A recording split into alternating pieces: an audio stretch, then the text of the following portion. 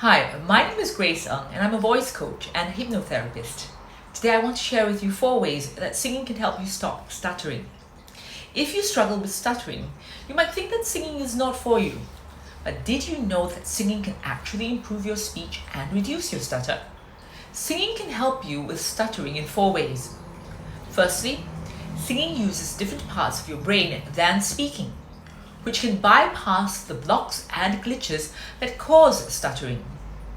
Secondly, singing reduces anxiety and stress, which are common triggers for stuttering. Thirdly, singing improves your breathing and vocal control, which are essential for fluent speech. And fourthly, singing increases your confidence and self-esteem, which can help you overcome the fear of speaking. Imagine how amazing it would feel to speak without stuttering. Imagine how much easier it would be to communicate with others and express yourself.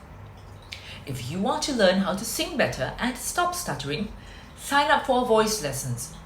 Our voice lessons are holistic, which means that they cover the physical, mental, and emotional aspects of the voice. That's value for money. And to help you deal with the mental and emotional reasons as to why you stutter, we've created a hypnosis audio and script. Check them out. Thank you for watching.